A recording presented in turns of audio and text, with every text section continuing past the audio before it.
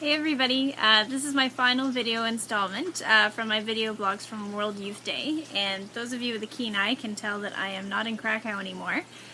Instead, I am in beautiful Hamilton, Ontario, where I'm spending the next couple of weeks at home on vacation before it's time to get back to the grind, launching Development in Peace's new Fall Action campaign in September, which is going to be very exciting, so those of you in Canada should definitely watch out for that.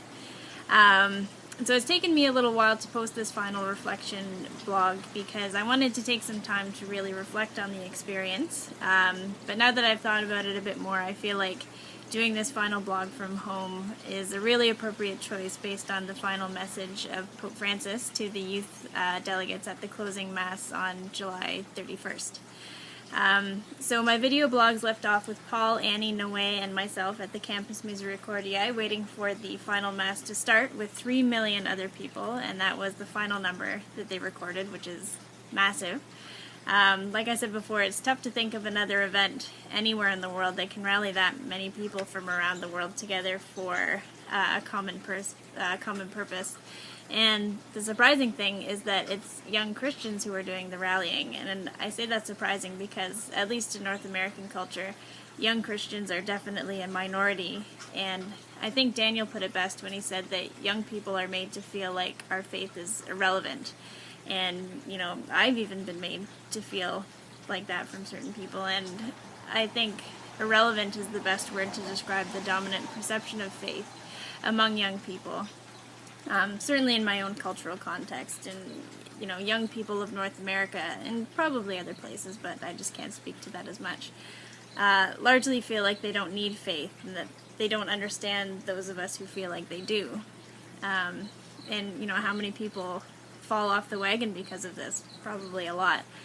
But for me, it was so heartwarming and uplifting to see so many people around my age who share not only my faith, but my desire to have faith and keep faith.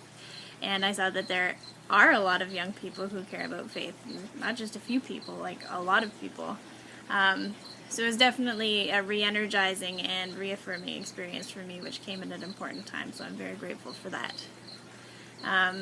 Anyway, the gospel reading for the closing Mass was from Luke 19, and it was the story of Jesus and Zacchaeus, who's the tax collector who wanted to see Jesus as he was coming through Jericho, and so he climbed up a tree so that he could see, and then Jesus told him to come down so that he could stay at his house that evening.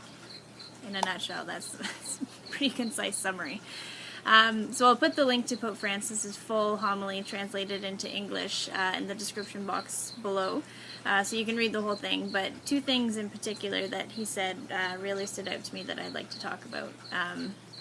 First, in response to the part in the Gospel when Jesus looks up at Zacchaeus to tell him to come down from the tree so that he can stay with him, Pope Francis points out that while the crowd looks down on Zacchaeus because he's a sinner, Jesus gazed up at him and looked beyond his faults to view him simply as a person and to see his future good.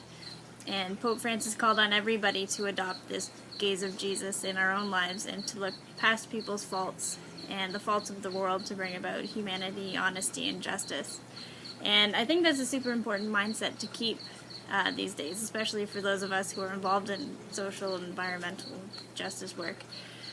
Because it's so easy to see all of the faults of the world and of people, but if we can always remember to keep this gaze of Jesus, we'll be able to see that there's beauty in the world and it's possible to foster and grow that beauty, which is the future good that Pope Francis talked about.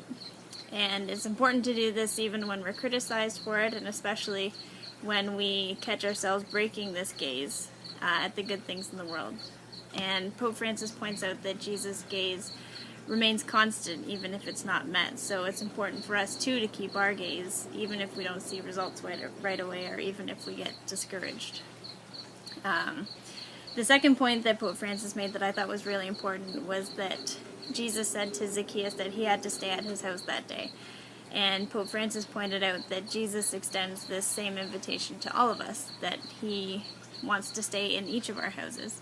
And he made this point to say that World Youth Day doesn't just end in Krakow and that Jesus doesn't want to remain in Poland or just in the memories that people made there. He wants to dwell in our lives every day in everything that we do. And so when all the pilgrims return home from World Youth Day, like I have now, Pope Francis calls us to hang on to our encounter with God that we felt during World Youth Day and to apply it to our everyday lives, whether it's at home or at school or at work or in our relationships. There's always room to live the gospel message in every aspect of our lives, and so Pope Francis sent us off with that reminder, which I thought was very important. And to tie all this together, I feel so lucky to have been able to experience my first World Youth Day with such an amazing group of like-minded people from the Caritas family. And when we all return to work as Caritas workers, we do inherently invite Jesus into the space of humanitarian aid and community development and international development. Because people who work with Caritas, including all of us here in Canada, who are involved with development and peace, carry out our social and environmental and political justice work as a way of living the gospel message. I've mentioned before that the theme of this year's World Youth Day was "Blessed are the merciful, for they will receive mercy." And when we choose to engage in these issues in our communities and around the world, we're choosing to be merciful, and we're choosing to walk with people on their journeys. And so, like I said, when we went to Auschwitz and Birkenau, I think it's so appropriate that I got to share this World Youth Day in particular with my amazing and inspiring Caritas friends.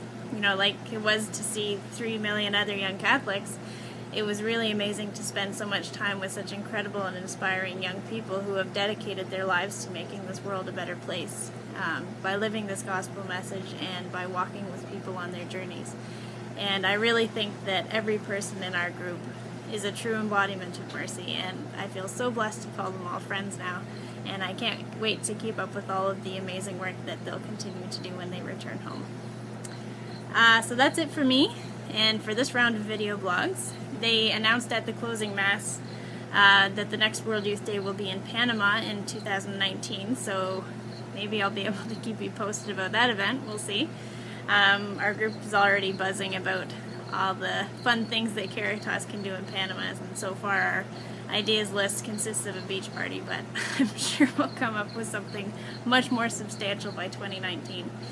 But thank you so much for watching and for keeping up with our group, and I'll look forward to chatting with many more people about this experience in the months ahead. But thanks so much again for watching these videos, and I'll see you all next time. Bye.